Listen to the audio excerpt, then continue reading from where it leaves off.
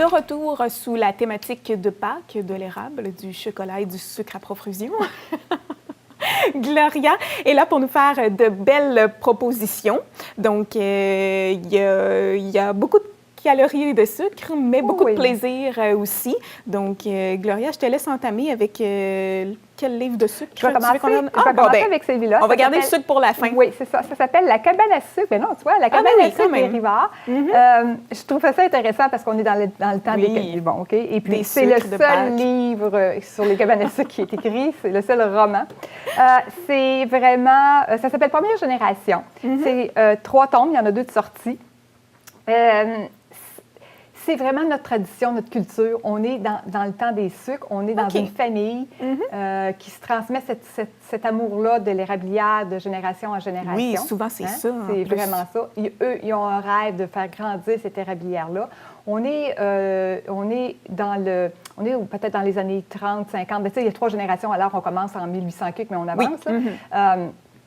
C'est vraiment la période où, au Québec, l'entraide est une valeur culturelle. Alors, c'est vraiment, il y a beaucoup d'amour dans ce livre-là, beaucoup d'amour familial. Ça fait chaud au cœur. C'est une belle famille, on voudrait faire partie de cette famille-là. Qu'est-ce qui m'a vraiment touchée dans ce livre-là? C'est vraiment ça. C'est ça. Mais par contre, il va avoir, comme c'est une époque un peu lointaine, là, il y a un préjugé à cette époque-là sur une maladie. Et puis, un des fils, une génération, dans une des générations, a cette maladie-là. Et puis, est-ce que l'érablière, est-ce que le rêve de faire grandir l'érablière, de se démarquer en tant que famille productrice de sirop, est-ce que les préjugés vont avoir un effet sur ce rêve-là? Quand même. Évidemment, il fallait un petit... bien, parfait. C'est moralisateur. Oui, exactement, disons-le comme ça. Donc, une belle histoire à lire en ce temps des sucres. L'entraide de la famille, c'est vraiment exploité dans ce livre-là. C'est vraiment une belle histoire. Ah, génial. Et je vais poursuivre avec À 5 pieds de toi, qui est présentement au cinéma. C'est pour les ados, c'est rare que c'est au cinéma. Il me semblait que ça me disait quelque chose quand tu m'as dit. Un petit clin d'œil aux ados. C'est une belle histoire. Ils sont malades tous les deux. Ils ont une maladie pulmonaire. Oui, exactement. Je ne vais pas rentrer dans les détails. Que chacun doit être de leur côté parce qu'ils peuvent se contaminer. Voilà. Ils ont un système immunitaire assez faible. Lui a en plus une bactérie qu'elle ne peut vraiment pas avoir parce qu'elle est apte, pas apte, mais elle est admissible à avoir une greffe de poumon. Alors, ça pourrait tout compromettre ses chances de vivre plus longtemps. Il y a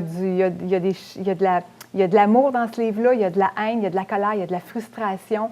Il y a un geste qui est posé, un geste d'amour qui est posé, qui est immense.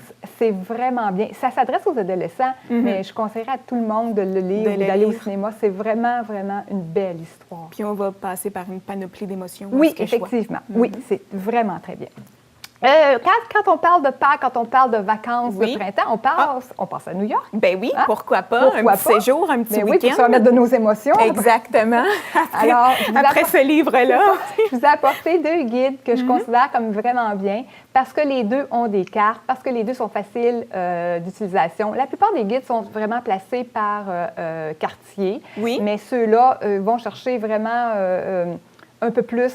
La carte, elle est vraiment... Tu as la carte totale de la région de New York, tu as la carte du métro, mais tu as aussi la carte du quartier. Alors ça, je trouve ça intéressant. Si tu veux si tu veux pas visiter tout le quartier, tout complet, si tu veux faire un quartier, bien à ce moment-là, tu as vraiment un plan plus détaillé. Puis il y a des incontournables, j'imagine, des choses à voir des choses à voir, des restaurants, des quartiers à visiter. Mais je trouvais que la facilité d'utilisation de ces 2-là, je les trouvais très, très bien. C'est pour ça que j'ai décidé de présenter ces 2-là.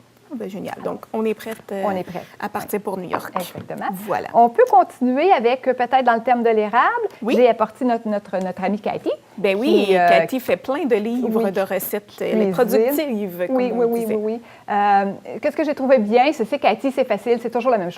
C'est vrai que c'est facile. Les pictogrammes, les quantités, tout est bien. Par contre, je trouvais ça le fun, c'est qu'on a de tout. On a des desserts, des plats, des entrées, des soupes. Alors, C'est un guide, c'est un OK, livre de donc recettes.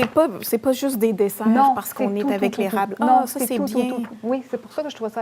Oui. Puis la partie que j'ai Oui, aimée, moi, ben oui, c'est on pour ça que voit j'ai donné que un petit signet. la recette que tu as après essayée. Après un chef à la cabane, c'est la cabane à la maison. Et pourquoi pas? Ah, Pourquoi pas se pour gâter, faire pour sa se propre faire... tire. Oui, la tire, tous les repas qu'on peut manger à la cabane, on a des recettes ici pour se le faire. Et pourquoi pas recevoir nos amis chez nous, Oui. dans notre maison, et Voilà. se faire un beau repas cabane. Beaucoup plus succulent, moins cher, et puis on prend le temps, il n'y a pas un autre tablé après nous. Oui, là. exactement. On doit quitter pour laisser la place aux autres. C'est ça. Voilà. Alors, je trouvais que c'était une Une bonne belle idée. Oui. En effet. Naturellement, je ne pouvais pas passer à côté. Il n'y a pas juste des gâteaux au chocolat, mais la couverture était tellement appétissante. C'est Encore des desserts. Cathy, donc oui, encore oui. Cathy. C'est encore des desserts à base de chocolat. Il y en Donc a là, une c'est photo de vraiment goût, juste des mais desserts. c'est juste des desserts. Oui, Voilà, vraiment donc juste des amateur desserts, de des biscuits, desserts. des gâteaux, tu vois. Mais il y a beaucoup de chocolat. Alors, Puis on voit que ça a l'air quand même assez simple à faire. Oui, là. oui, oui. Peu d'ingrédients, bien expliqués, clair, concis, ce qu'on aime quand Oui, on c'est se lance l'apprentissage dans un préféré. livre de cuisine. oui, on s'est Et pas pris. on termine. Il me reste celui-là aussi. Ah mais oui, on a lu, on l'avait oublié de ton côté. Ça, je l'ai apporté. C'est un livre qui est un peu plus dispendieux, mais pour ceux qui sont fans de chocolat, c'est plus qu'un livre de recettes. Là, c'est vraiment, je te disais tantôt, c'est quasiment un guide essentiel. Tu as dedans l'histoire de la fève de chocolat, tu as les origines, tu as un peu de tout. Naturellement, tu as des recettes, mais c'est vraiment pour les mordus là, qui veulent chocolat. connaître. Oui, qui veulent connaître vraiment le chocolat, l'amertume, comment la travailler, quel genre de chocolat va avec quelle chose. Oui. Tu sais, c'est vraiment plus qu'un livre de recettes. C'est vraiment un guide. Pour les... Je m'en allais dire une brique, là. Une brique pour les amateurs de chocolat. Une Bible. Une Bible. Une Bible. Voilà. Je termine avec celui-là. Oui. Incroyable érable. Un peu comme le chocolat, mais sur l'érable. Sur l'érable. Il y a ici l'histoire de l'érable. Il y a des recettes. Il y a plein d'anecdotes, plein de statistiques sur le sirop sur l'érable. J'en ai gardé une en réserve pour toi. Tu sais comment a été trouvé, comment on a découvert le sirop d'érable, ou en tout cas l'eau? Il y a plusieurs légendes, mais il y en a une en particulier qui est plus exploitée ou plus racontée. Ça serait à cause d'un écureuil. C'est un Amérindien, ici on dit un autochtone, là, je ne veux pas me méprendre sur le terme, qui a observé qu'un écureuil allait boire la sève, l'eau qui sortait de l'arbre et était vraiment plein d'énergie après. Il faisait plein de prouesses pour aller à l'autre arbre, aller en chercher. Et c'est là qu'ils ont découvert que ça pouvait être utilisé, que ça avait un bon goût. Ils ont commencé à cuisiner leur gibier. Pour faire cuire leur gibier, ils mettaient de l'eau d'érable. Ils en remettaient tout le temps parce que ça s'évapore. Ils se sont aperçus que plus ça s'évapore, plus ça devient épais, plus ça a un goût sucré. Et l'histoire du sirop d'érable est partie de là. Wow! Donc, tout ça à cause d'un petit écureuil. Oui. Oh, c'est fou, on C'est commence fou, les jamais petits ce qui va rongeurs, nous inspirer. Oui, les fameux petits rongeurs. Donc, sur ce, je te souhaite une joyeuse Pâques, Vous ma autres chère aussi, Gloria. bon printemps, amusez-vous, oui. mangez et lisez. Oui, mangez surtout.